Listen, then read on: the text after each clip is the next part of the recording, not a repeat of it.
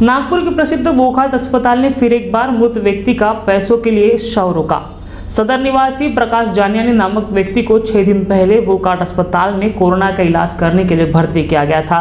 गुरुवार के दोपहर 1 बजे के करीब उनकी हार्ट अटैक से मौत हो गई, लेकिन 5 लाख रुपए के लिए वोकहार्ट अस्पताल ने उनका शव रोक कर रखा था। नागपुर के प्रसिद्ध वोकहार्ट अस्पताल में मृत व्यक्ति का शव रोकने का और एक मामला सामने आया है। नागपुर के सदर निवासी प्रकाश जानियानी को वोकहार्ट अस्पताल में 6 दिन पहले कोरोना के इलाज के लिए भर्ती किया गया था, जहां उनकी 1 अप्रैल को हार्ट अटैक से दोपहर 1 बजे के करीब मौत हो गई, लेकिन वोकहार्ट अस्पताल ने उनका शव उनके परिवार को नहीं सौंपा और कारण बताया कि परिवार ने इलाज के 5 लाख रुपए नहीं भरे, जबकि उनकी पॉलिसी का कार्ड अस्पताल प्रशासन के पास था, जो कि 7 लाख तक की बेनिफिट देता है।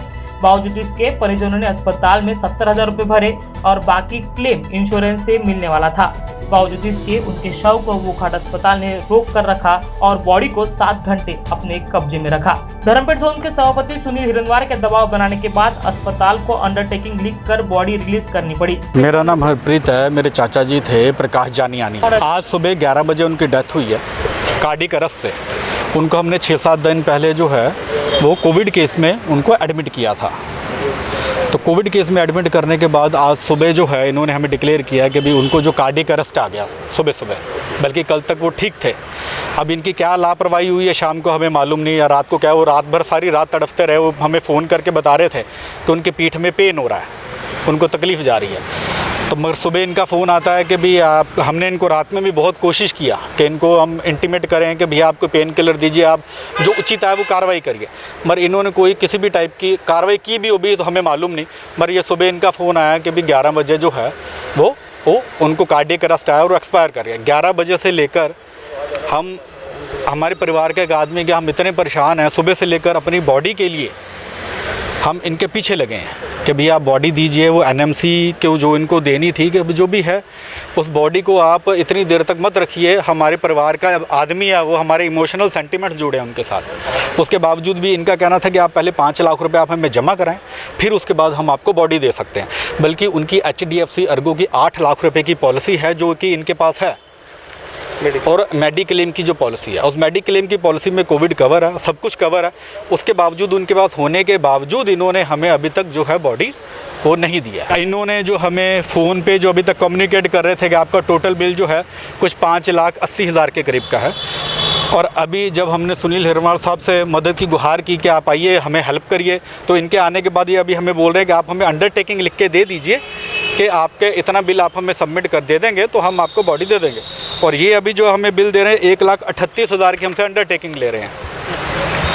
अगर हमारा बिल 5,80,000 का तो 1,38,000 की अंडरटेकिंग में ये कैसे दे रहे हैं? ये परिणाम जो है, जो मीडिया आई है, सुनील हिरनवार साहब आए हैं, उसके बदौलत जो है ये शायद अपने आप को भी छुपाना चाह रहे हैं, जो ये ओवर चार्जिंग लोगों से करते हैं। तो ये हॉस्पिटलों के नाम के ऊपर बहुत बड़ा गोरख धंधा चालू है। इसके ऊपर जो है NMC को बहुत उचित जो है वो कार्रवाई करनी चाहिए।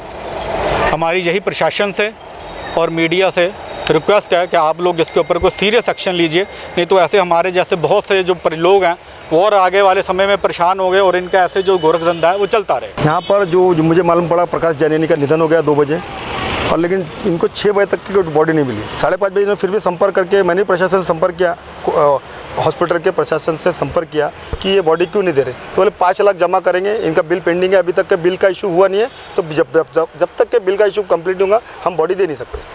तो फिर अतुल बिशन करके जो पॉलिसी के बारे में डिटेल निकाला तो उन्होंने पता लगाया तो 2 लाख का अप्रूवल इनको पॉलिसी क्लेम का इनको मिल गया। जो 8 लाख की इनकी पॉलिसी थी, 2 लाख का अप्रूवल मिला हुआ है और इन्होंने 71,000 रुपये जमा किया हुआ है। बाकी बचा पेमेंट के लिए बात कर सकते हैं, लेकिन वो भी अप्रूवल उन्होंने डाला हुआ है। लेकिन जब इन्होंने चिल्ला चाट मचा, जब मुझे मालूम पड़ा, मैंने उनको बोला, जब उन्होंने अप्रूवल डाला, लेकिन इन्होंने महानगर पालिका को भी, जब 11-12 बजे जब पेशेंट मरा है उसकी माहिती महानगर पालिका प्रशासन को भी नहीं दी। ये बड़ी दुर्भाग्यपूर्ण बात है, शोकांतिका है। और ऐसे दवाखाने जो लोगों पे एक परेशानी आई है, कोविड की बीमारी आई है, महामारी आई है, और लोगों से पैसा उगाए का धंधा चल रहा है। ऐसे प्रशासन से मेरी मांग है कि ऐसे लोगों पे महानगर पालिका के माध्यम से और महाराष्ट्र शासन से मैं निवेदन करूंगा कि ऐसे हॉस्पिटल पे कार्रवाई की जाए। नहीं, ऐसे सभापति मुझे आज पहली बार प्रकरण मेरे सामने है। इसके पहले भी आए, नगर सेवक रहते हुए तो मैंने काम किया, अभी पहली बार ऐसा प्रकरण मेरे सामने आया है जो मेरे आंखों के सामने उन्होंने बोला 5 लाख रुपये जमा करेंगे तो बॉडी दी जाएगी। और प्रकाश जानी ने मेरे परिचित, मेरे मित्र है, मेरे साथ में उनका शिक्षण हुआ है। उनके परिवार के लोग यहाँ पे 4 घंटे से परिवार पूरा बैठा था, बॉडी नहीं मिली। मैंने महानगर पालिका को पूछा कि भाई टेम्बेकर जी हमारे जो जेडो थे उनसे पूछा कि ओकाट से फ़ोन आया क्या? नहीं, बोले फ़ोन नहीं आया।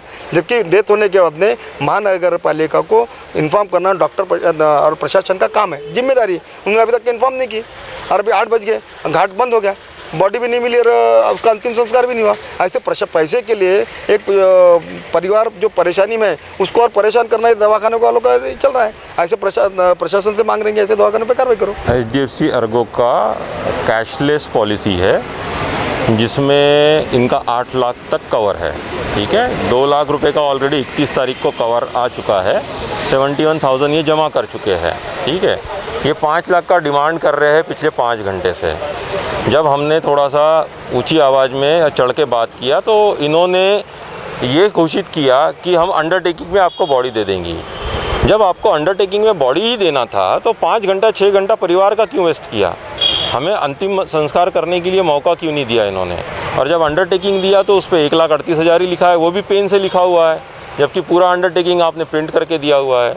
तो ये इस टाइप का अगर इनका व्यवहार नॉर्मल आदमी विदाउट कॉन्टैक्ट वाले आदमी के साथ में अगर रहेगा वो तो क्या करेगा? डूब के मर जाएगा।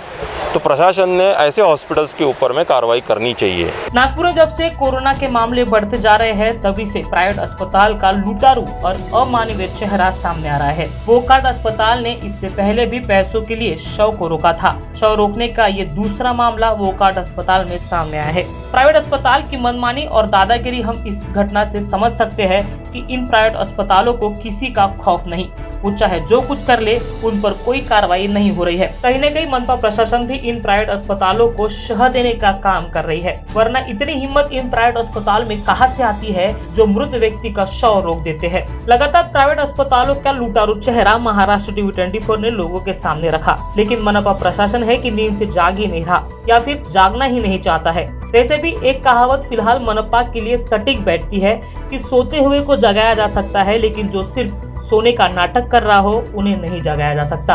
मनपा के रवैये से तो फिलहाल यही लग रहा है कि वो सिर्फ सोने का बहाना कर रही है और उन्हें प्राइवेट अस्पतालों पर कोई कार्रवाई नहीं करनी है। क्या पता इसमें मनपा का कोई स्वार्थ छुपा हो, इसीलिए तो मनपा सब देखकर आंख पर पट्टी बांध रही है और प्राइवेट अस्पताल अपनी मनमानी कर रहे हैं। और प्राइवेट अस्पताल ऐसी मनमानी करेंगे ही क्योंकि मनपा ने कोरोना के दूसरे लहर से लड़ने के लिए कोई व्यवस्था नहीं की, इसलिए लोगों को प्राइवेट अस्पतालों का दरवाजा खटखटाना पड़ रहा है और वहां अपने इलाज के लिए अपनी पूरी पूंजी लुटानी पड़ रही है। वीडियो जर्नलिस्ट दिलेश हजारे के साथ अमित वांद्रे की रिपोर्ट, महाराष्ट्र टीवी 24 के लिए।